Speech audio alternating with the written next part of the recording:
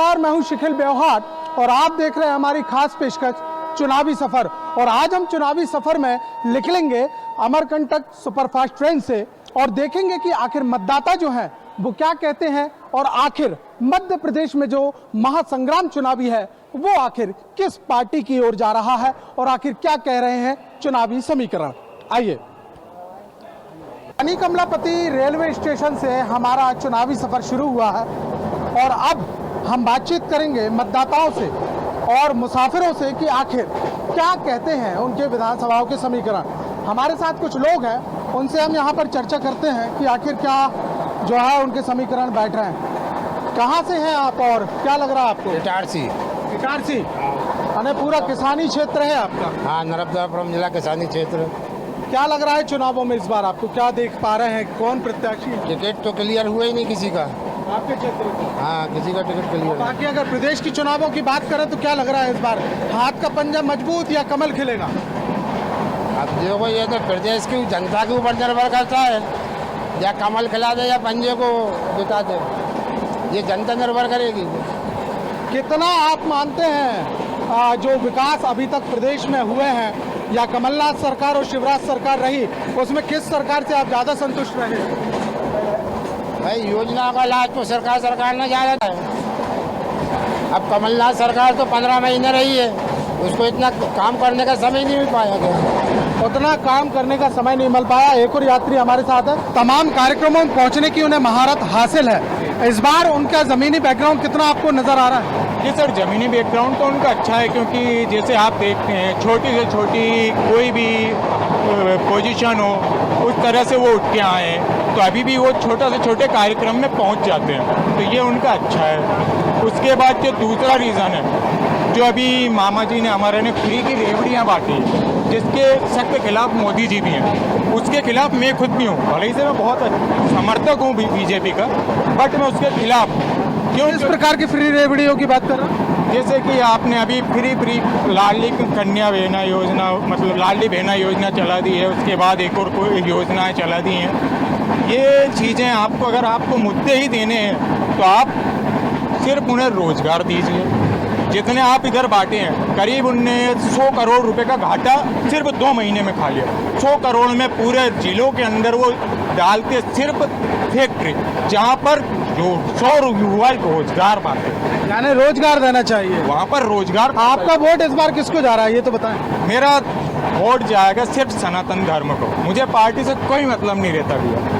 अच्छी बात है कि यहाँ साफ तौर पर कहना है कि एक धार्मिकता का एक भाव यहाँ पर दिखाई दे रहा है। हालांकि मध्य प्रदेश की सियासत में जो इंडिया गठबंधन का सनातन है उसका एक इफेक्ट भी दिखाई देता है। अंदर चलेंगे और भी कुछ लोगों से चर्चा करेंगे कि आखिर किस प्रकार से क्या उनके चुनावी समीकरण है और आखिर क्या कहते हैं। एक मुसाफिर हमारे साथ में है, लैपटॉप लिए हुए है हाथ में और काम भी कर रहा है। साहब, कहाँ से हैं आप? जबलपुर। जबलपुर में किस विधानसभा से हैं? पूर्व क्षेत्र। क्या समीकरण बैठ रहा है आपके यहाँ इस बार चुनाव के? कांग्रेस का ही लग रहा है। कांग्रेस का लग रहा है। इस बार बड़ी एक जबलपुर में 2 सीटों की अगर हम बातचीत करें, जिसमें से एक बड़ी फंस रही है, बताया जा रहा है, एक तो तरुण भानोट और उनके खिलाफ में राकेश सिंह। क्या माहौल नजर आ रहा है? सर, सीट का तो नहीं मालूम, बाकी ओवरऑल सरकार का मालूम है कि कांग्रेस आना चाहिए। कांग्रेस आनी चाहिए। कारण? मामा जी ने झूठे वादे किए हैं, बस घोषणाएं कर रहे हैं। 1 लाख नौकरी का वादा किया उनने, 8,000 पे नियुक्तियाँ नहीं हुई, 8,000 पे कंप्लीट नियुक्ति नहीं हुई है, और उनने 1 लाख रुपए नियुक्ति पूरी कर दी कि नियुक्तियाँ पूरी हुई है। और सीखो कमाओ योजना लॉन्च की, उसके बाद उसको 2 महीने के लिए बस लॉन्च किया उनने और बंद कर दिया। अभी कल परसों नोटिफिकेशन आ गया तो बंद कर दिया, उसको कोई मतलब निकला नहीं। लेकिन सरकार तो यहाँ कहती है कि बीते 18 सालों में प्रदेश की तस्वीर बदली। दिग्विजय सिंह शासनकाल का हवाला दिया जाता है, आप भी काफ़ी पुराने हैं। क्या लगता है आपको कि विकास की दर बदली कि नहीं बदली? सर, विकास हुआ है निश्चित तौर पे। 70 साल में भी विकास हुआ है। ऐसा नहीं कहा जा सकता कि कांग्रेस ने विकास नहीं किया, सिर्फ शिवराज सिंह ने विकास किया। हुआ है, लेकिन रोजगार के क्षेत्र में बिल्कुल काम नहीं हुआ। अच्छा, आपसे एक और चीज़ जानना चाहेंगे, आप क्या करते हैं? मैं सर्विस करता हूँ, private? Central government. Central government. तो देख सकते हैं हम कि अलग अलग मत जो हैं वो सामने निकल कर सामने आ रहे हैं। कहा जा रहा है कि कुछ हद तक 17 साल में यानी 70 सालों में विकास हुआ, सिर्फ 18 सालों की गवाही जो है वो नहीं दी जा सकती। हम और भी आगे चलेंगे और भी लोगों से बातचीत करेंगे कि आखिर क्या कहता है चुनावी समीकरण। हमारे साथ दो यात्री और यहाँ पर मौजूद हैं। साहब कहाँ से हैं और कहाँ जा रहे हैं? मैं इंदौर से हूँ और रायपुर जा रहा हूँ। इंदौर तो साहब इस बार बड़ी हाई प्रोफाइल हो गई है, कैलाश विजयवर्गीय स्वयं उतर गए हैं। और क्या लग रहा है आपको वहाँ के समीकरण? समीकरण ये है कि बीजेपी आएगी, कैलाश विजय की सीट आसानी से निकाल लेंगे। मंजे हुए खिलाड़ी हैं, सीनियर नेता है, निकाल लेंगे सीट। और अगर हम बातचीत करें माननी गौड़ की? माननी गौड़ का भी अच्छा दबदबा है और दिक्कत नहीं आएगी उसको निकालने में। प्रदेश में आप क्या देखते हैं समीकरण की? प्रदेश में क्या, क्योंकि बीते 15 माह की सरकार और फिर 18 साल की सरकार, क्या मान रहे हैं? टक्कर टफ है लेकिन एट लास्ट बीजेपी निकाल लेगी। टक्कर बराबर की है। आप किस मामले पर लेके वोट करने वाले हैं साहब? देश के विकास को लेकर के, देश राष्ट्रीय सुरक्षा, देश का विकास, ये मेन मुद्दे रहेंगे। यहाँ बताया देश के विकास पर वोटिंग होगी। इंदौर से हैं और दावा ये किया है क्योंकि बीजेपी के जो दिग्गज हैं कैलाश विजयवर्गीय, वो इस बार विधानसभा चुनाव में उतरे हुए हैं। निश्चित तौर पर एक कहीं ना कहीं इसका फैक्ट जो है वो दिखाई देता है। साहब आप कहाँ से हैं? लखनऊ विधानसभा से। लखनऊ विधानसभा नरसिंहपुर से लगी हुई और बुंदेलखंड का लास्ट एरिया। क्या लग रहा है सर इस बार लखनऊ की क्या है समीकरण? आदिवासी बहुल्य क्षेत्र है आपका। हाँ, बीजेपी आएगी वहाँ से। कारण कि यानी कि कुछ है दबदबा या फिर किस आधार पर? बीजेपी का दबदबा है वहाँ पर। दबदबा है। कौन कौन से काम से प्रभावित हैं आप? ये मकान है, टॉयलेट है और बहुत से काम हैं। बहुत सारे कामों को बताया है। तो अभी तक हमने देखिए भोपाल का रुख जान लिया, इटारसी का रुख जान लिया, जबलपुर का रुख जान लिया, फिर उसके बाद लखनऊ का भी रुख जान लिया और इंदौर का भी रुख जान लिया। हमारे साथ हम देख सकते हैं कि मातृशक्ति भी मौजूद है, महिलाएं काफ़ी तादाद पे यहाँ पर मौजूद है। 55-45 लग रहा है मुझे चुनावी समीकरण। किस क्षेत्र से हैं आप? सुहागपुर विधानसभा। सुहागपुर विधानसभा? हाँ, नर्मदापुरम डिस्ट्रिक्ट की सुहागपुर विधानसभा से। यानी आपके यहाँ तो वैसे भी बीजेपी का वर्चस्व क्षेत्र माना जाता है? हाँ, बीजेपी विजयपाल सिंह जी का वर्चस्व क्षेत्र है और वो इस बार जीत रहे हैं। वही जीत रहे हैं जी। आप किस चीज से लेकर प्रभावित हैं बीजेपी में? बिल्कुल। आपकी प्रभावशीलता क्या है, क्यों प्रभावित है बीजेपी से? युवा बहुत एक्टिव किया है बीजेपी ने, युवाओं को बहुत आगे किया है वो। आप क्या कहेंगे साहब, युवाओं को लेकर क्या? आप किस पार्टी को कर रहे हैं? बीजेपी। आप भी बीजेपी से? तो यहाँ हम देख सकते हैं कि मिली जुली एक विचारधारा सामने आ रही है। कहीं बताया गया है कि जिस प्रकार से योजनाएं हैं, जिस प्रकार से घोषणाएं हैं, वो बहुत शॉर्ट टर्म है। चीज को प्रदेश में बदलाव होगा कि इटारसी के विधायकों में लेकर? इटारसी में तो हो ही रहा है, प्रदेश में भी होगा। प्रदेश में होगा, कारण क्या मानते हैं? बदलाव चाहिए, बहुत समय हो गया है, जोड़ तोड़ करके आ जाते हैं लेकिन ऐसे थोड़ी चलेगा ज़्यादा। ओके, यानी कांग्रेस के ऊपर इस बार पल्ला भारी? हाँ, थोड़ा तो है। आप क्या कहेंगे साहब? चेंज होना चाहिए। कहाँ से हैं आप? सुहागपुर। चेंज होना चाहिए। चेंज होना चाहिए। हमारे साथ एक और मतदाता हैं, उनसे भी यहाँ पर चर्चा करेंगे। साहब क्या लग रहा है कि इस बार प्रदेश के समीकरण कहाँ जा रहे हैं, कितने? इस बार बीजेपी की स्थिति खराब हो जाएगी, क्योंकि मामाओं का इतिहास देखा है आपने आदिकाल से। मामा मारीच, मामा सगुनी, मामा मायल, मामा कंस, उन्हीं मामाओं से मामा शिवराज सिंह चौहान है जो पूरे प्रदेश में शराब बंटवा रहे हैं, नशे के ठेके देते जा रहे हैं, जिन बहनों से राखियां बंधवाते हैं उनके पतियों को शराबी बना रहे हैं। यानी शराबबंदी होनी चाहिए मध्य प्रदेश? बंद होना चाहिए मध्य प्रदेश के अंदर। जो राजा अपनी प्रजा को अगर जहर पिलाए वह कुर्सी पे बैठने के योग्य नहीं। एक और चीज यहाँ पर सामने आ रही है, तिलक लगाए हुए हैं, तमाम बात भी है और शराबबंदी की भी बात की है, धार्मिक भी नजर आ रहा है। इंडिया गठबंधन को लेकर एक बातचीत यहाँ पर सामने आई, जहाँ पर सनातन को लेकर काफी बार हुए, बीजेपी ने इसका कड़ा विरोध किया। क्या मानते क्या इसका फैक्टर है? सनातन बीजेपी कुछ नहीं कर पाएगी सनातन के लिए, नारे लगाने से कुछ नहीं होगा।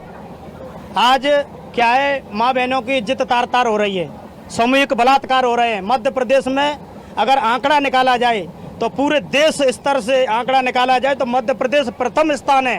इसमें कोई शक नहीं है कि एनसीआरबी की रिपोर्ट की इन्होंने बातचीत की और एनसीआरबी की रिपोर्ट लगातार कांग्रेस के लिए एक बड़ा हथियार रही। जो वोट तो देंगे लेकिन बताएंगे नहीं कि आखिर क्या है। आप क्या कहेंगे साहब? नहीं, वोट तो देना चाहिए और उसको चुनाव को अच्छा से हैंडल भी करना चाहिए। और होता है क्या होता है अपना कि जैसे कांग्रेस है, भाजपा है, अपना उम्मीदवार अच्छे से उम्मीदवार को ही देना चाहिए वोट। मेरा कहना यही है, यानी वोट किया जाए। मुद्दे क्या हैं आपके हिसाब से साहब? क्या चीज़ सर? मुद्दे क्या हैं इस बार? मध्य प्रदेश के मुद्दे क्या दिखते हैं? आप किस आधार पर वोटिंग होनी है? नहीं, महिलाओं की सुरक्षा के साथ साथ में और उसमें क्या बोलते हैं उसका विकास, अभी विकास को देख रहे हैं और महिलाएं सेटिस्फाई हो रही है बढ़िया से, तो उसके हिसाब से ठीक है। यहाँ साफ तौर पर कहना है कि वोटिंग तो है और करनी भी चाहिए, लेकिन मुद्दों को लेकर बातचीत कही है तो कुछ अलग सुर बयां भी कर रहे हैं, बता नहीं रहे हैं कि आखिर चुनावों में किस ओर जो है वो बटन दबेगा। बिल्कुल स्वागत है। एक आयुष्मान जो कार्ड है ये बहुत बड़ा गिफ्ट है आम लोगों के लिए, ठीक है ना, क्योंकि गरीब लोग जो है ना इलाज के अभाव में मतलब बड़ी जो खतरनाक बीमारियां होती है जो आयुष्मान में कवर्ड होती है, तो ये क्या आम व्यक्ति जो है ना, आम व्यक्ति उस लेवल तक नहीं पहुंच पाता था। मैंने देखा है जैसे बड़े बड़े हॉस्पिटलों में, जैसे बंसल हुआ, अपना पीपल्स हुआ और अदर्स जो बड़ी बड़ी हॉस्पिटलों में, मैंने एकदम गरीब तबके के लोगों को देखा है उसमें लाभ लेते हुए, जो जिनकी कभी हैसियत नहीं हो पाती थी कि इतने बड़े हॉस्पिटल में AC रूम में इलाज कराने का। ऐसी कौन सी योजना साहब जो आपको कह रही है? बीजेपी की ऐसी कौन सी योजना नहीं है जिसने देश को लाभ पहुंचाया हो, मैं तो ये बोल रहा हूँ। जैसे बताइएगा। अरे बहुत सारी योजना है, जब से बीजेपी का शासन काल आया रोडें एक नंबर बन गई। पहले कीचड़ में जाते थे गाँव, अब बढ़िया बाइक से जाते हैं, फर्स्ट क्लास, कोई तकलीफ नहीं है। और आप सूरत बदलने का काम ये बिल्कुल, अरे आप देखो ना ये जो मकान वाला योजना है जो भारत वर्ष में प्रधानमंत्री आवास योजना में आप देखो, जब से मेरे हिसाब से जब से ये देश धरती बना होगा ना तो एक साथ इतने मकान नहीं बने होंगे। अरे कई लोगों की 3 पीढ़ियां झोपड़ी में निकल गई है और बारिश में जाके वो बेचारे मतलब कहाँ खाना खाएंगे बैठ के ना, वैसा ठिकाना नहीं। निश्चित तौर पर कहीं ना कहीं मध्य प्रदेश के चुनाव में 2 योजनाओं का गेम चेंजर माना जा सकता है। एक तो जो अभी हाल जो है मुख्यमंत्री लाडली बहना योजना, तो दूसरा अगर हम बातचीत करें तो प्रधानमंत्री आवास योजना। 2 योजनाओं का एक लाभ जो है वो जरूर दिखाई देता है। कहीं ना कहीं समीकरण जो है वो लोगों के बयां कर रहे हैं किस प्रकार से कहाँ क्या योजनाओं के लाभ हुए और क्या हुआ। साहब कहाँ से हैं आप? रायपुर से जी। रायपुर, छत्तीसगढ़। क्या बात है, MP। वहाँ भी चुनावों का असर है साहब, क्या देख रहे हैं वहाँ पर, क्या स्थिति? अभी तो हम यहाँ हैं। तो मध्य प्रदेश का भी जानते होंगे क्या? नहीं यहाँ का नहीं मालूम। यहाँ एक लाडली बहना योजना भी चल रही है, कांग्रेस की सरकार आपके वहाँ पर है, यहाँ कमलनाथ की सरकार रही है। भूपेश सरकार की स्थिति क्या है? अच्छी है। बीजेपी वहाँ पर आने के कोई चांसेस? कम उम्मीद है। कम उम्मीद है। तो हम देख सकते हैं कि एक्चुअल में ये है अमरकंटक एक्सप्रेस जिसका सफ़र होना है अमरकंटक तक, जो कि छत्तीसगढ़ से लगा भी हुआ है। और हमारे साथ मतदाताओं ने एक यहाँ पर चर्चा भी की और बताया भी कि आखिर किस प्रकार से। लेटे रहिएगा साहब। कहाँ सफ़र कर रहे हैं? बस सर सीहोर से जा रहे हैं दुर्ग। दुर्ग जा रहे हैं। कहाँ के रहने वाले हैं? दुर्ग के, छत्तीसगढ़ के। छत्तीसगढ़ के ही रहने वाले हैं। क्या स्थिति है साहब वहाँ के चुनावों की? भाई कांग्रेस आ रही है 100%, दुखेश अगरनी बहुत अच्छा काम कर रहे हैं। ओके। और मध्य प्रदेश की स्थिति क्या है? वो मैं बता नहीं सकता सर, मैं और रमन सिंह के कामकाज की अगर सरकार की बातचीत करो, भूपेश की सरकार की बातचीत करो, तो क्या आपको वहाँ पर ज़्यादा अंतर? 5 साल में बहुत अच्छा एक वो कर रहा है। अच्छा, भूपेश बघेल ने बहुत अच्छा किया है किसानों के लिए और भी अपना। हमारे साथ और भी कई लोग हैं, मुसाफिर हैं, साथ में चर्चा करेंगे। आपका बैग मैं अपने गोदी में रख रहा हूँ माफ़ी के साथ, और यूँ कुछ रख लेता हूँ। अब चर्चा करते हैं तो आनंद भी आएगा। क्या नाम लिखते हैं आप? विकास यादव। यादव जी कहाँ से? रायपुर, छत्तीसगढ़। रायपुर से ही हैं। क्या स्थितियाँ लग रही हैं इस बार आपको? मध्य प्रदेश में भी घूम के आए, क्या चुनावी माहौल लगा? अभी तो अब बीजेपी यहाँ लग रही है MP में, और छत्तीसगढ़ में हमारी कांग्रेस की है। अंतर क्या दिखता है दोनों प्रदेशों की सरकार में आपको कि यहाँ बीजेपी और वहाँ कांग्रेस?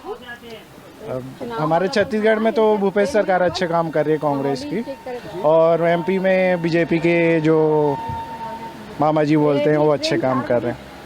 तो कमलनाथ सरकार के विषय में आपने सुना? कांग्रेस सरकार के विषय में कमलनाथ का नहीं सुने। आप भी कहाँ से हैं? छत्तीसगढ़ से। वहाँ बहनों के लिए कोई योजनाओं के लाभ वगैरह हैं? बहनों के लिए योजना तो चल ही रही है, पर हम रायपुर शहर में हैं तो उतना नॉलेज नहीं, लेकिन गांव ग्रामीण में जितने विकास हुए हैं वो बहुत ही अच्छे विकास हुए हैं कांग्रेस सरकार द्वारा। मध्य प्रदेश की तस्वीर कितनी बदली दिखाई देती है आपको? मध्य प्रदेश की योजना तो बहुत अच्छी है, जो दीदी योजना चल रहा है अभी, इनकी योजना मुझे बहुत अच्छी लगी मध्य प्रदेश की। बहुत कुछ नज़र आ रहा है अलग अलग स्तरों पर। छत्तीसगढ़ में भी मध्य प्रदेश, तो मध्य प्रदेश में भी ये बताया जा रहा है छत्तीसगढ़ के लोगों के द्वारा योजनाओं का असर है और कहीं ना कहीं बीजेपी को बताया जा रहा है कि पलड़ा है, तो कहीं ना कहीं ये भी बोला जा रहा है कि कांग्रेस जो थी उसने अच्छा विकास किया है। यानी कहीं ना कहीं इस बार का जो आप लोगों का मतदान है वो विकास के आधार पर होना है सब। ये तो कुछ नहीं बोल सकते अपन, ये है कि ठीक हो रहा है जो हो रहा है अभी फ़िलहाल, ये बोल सकते हैं। आप हैं कहाँ से साहब? छत्तीसगढ़ से ही है। छत्तीसगढ़ से हैं आप? मध्य प्रदेश, इंदौर। इंदौर, अरे क्या बात है। तो इंदौर में तो कैलाश जी, मांडली गौर जी यानी इस बार तो बड़े नाम उतार दिए। क्या आप लोगों को दिख रहा है साहब वहाँ की कि वहाँ कुछ असर दिख रहा है क्या कि इतने बड़े नाम उतारने के बाद कोई फायदा? फायदा तो सब ये है कि अब बड़े नाम से तो कुछ तो फर्क पड़ता ही है। ओके। और वो तो क्या है, पार्टी ने कुछ सोच समझ के उतारे होंगे। समस्याओं के हल हुए कि नहीं हुए? अब समस्याएं जो है वो तो अब धीरे धीरे हल हो रही है। मध्य प्रदेश में क्या लग रहा है साहब कि किस प्रकार का माहौल होने वाला है चुनावों में? अभी तो बीजेपी और कांग्रेस दोनों 50-50 है। 50-50 है। आप क्या कहेंगे साहब कि मध्य प्रदेश में किस प्रकार का माहौल है, किसकी सरकार है और किसकी आ सकती है और क्या मुद्दे? कांग्रेस की सरकार आ सकती है मेरे हिसाब से। तो कांग्रेस की आ सकती है। कारण क्या है कि भाई 18 साल मिला उनको है, अब जनता चाहती है बदलाव थोड़ा सा। उनको 15 महीने ही मिले मात्र, जनता चाहती है कि उनको भी एक बार मौका दिया जाए। आप क्या कहेंगे साहब? कांग्रेस की इस बार है सफलता, की उम्मीद लग रही है कांग्रेस की। आपका क्या क्यों लग रहा है आपको कि सरकार बदलेगी? सरकार बदलना भी चाहिए, हमारे हिसाब से जनता को फायदा मिलना चाहिए जो भी सरकार रहे। आपको क्या लगता है साहब इस बार सरकार किसकी? सर हम तो छत्तीसगढ़ से हैं, वहाँ पे भूपेश बघेल जी अच्छा काम कर रहे हैं। मध्य प्रदेश की सरकार से कितना ज़्यादा इत्तेफाक रखते हैं आप? लगता है कि काम वगैरह होगा? 50-50 लगता है यहाँ पे, मतलब चुनाव टफ। हाँ टफ रहेगा नेक टू नेक। आप क्या कहेंगे साहब? मुझे लगता है बीजेपी ही जीतेगी इस बार भी, हमेशा की तरह, क्योंकि उसने बहुत आगे। मैं अभी भोपाल आया हूँ, मैं हैदराबाद से रहता हूँ, मैं बेसिकली भोपाल से ही हूँ। अभी मैं आया तो बहुत डेवलपमेंट मुझे देखा, जो बड़ी बड़ी बिल्डिंग हम लोग हैदराबाद में बड़े बड़े हाईटेक सिटीज़ वगैरह में देखते हैं, वो मुझे आज यहाँ पे भी उतना विकास दिखा। और मेट्रो का भी काम चल रहा हुआ दिख रहा था मुझे, तो मुझे वो काफ़ी गर्व हुआ अपने सरकार पे, क्योंकि अभी तक हम लोग सोचते थे हम लोग यहाँ पे जॉब नहीं मिलती है, हम लोग बड़ी जगह जाते हैं, लेकिन आज मन में एक आता है कि इंदौर में जैसे हाईटेक सिटी टाइप का माहौल बन रहा है, हाईटेक सिटी आ रही है, आईटी कंपनीज़ वहाँ पे आ रही हैं, तो डेवलपमेंट आईटी सेक्टर में भी हो रहा है इंदौर में। तो हम लोगों को भी एक चांस है कि हम लोग दूर जगह से आके वापस एमपी में बस सकते हैं। हाँ, परिवर्तन है। तो साहब ये था हमारा चुनावी सफ़र, और इसमें साफ तौर पर दो चीज़ जाहिर होती है कि कहीं ना कहीं जो मतदाताओं का हमने रुझान लिया है उसमें ये बताया गया है कि कुछ मतदाता इस बात को कह रहे हैं कि मध्य प्रदेश में इस बार टक्कर का चुनाव होना है, कांटे की टक्कर है। और टक्कर इस बात की है कि एक तरफ जो है बीजेपी सरकार के जो सालों साल के दावे और विकास की बात, तो दूसरी ओर 15 माह की कमलनाथ में सरकार की बात भी लोगों ने कही है। और यह भी इस बात का दावा किया है कि इस बार के जो चुनाव होंगे वो कहीं ना कहीं कांटे की टक्कर के लिए चुनाव होंगे। और लोगों ने इस बात का भी रेशियो यहाँ पर सामने कर दिया है कि फिलहाल प्रदेश में स्थिति साफ कर पाना मुश्किल है। लेकिन मुद्दों की बात यही कि मुद्दे कई हैं, कहीं मध्य प्रदेश में हमें सनातन के मुद्दे दिखाई दिए, तो कहीं किसानों के, कहीं युवाओं के, तो कहीं बेरोजगारी के, तो कहीं सियासत के मुद्दे भी हावी होते हुए दिखाई दिए। अब आखिर जीत का ऊँट का करवट किस ओर बैठेगा, कमल का फूल खिलेगा या हाथ का पंजा मजबूत होगा, ये तो आने वाला वक्त ही बताएगा। अगली बार फिर किसी चुनावी सफर में कहीं और निकलते हुए नब्ज़ टटोलेंगे किसी विधानसभा क्षेत्र की लोगों की। तब तक के लिए नमस्कार।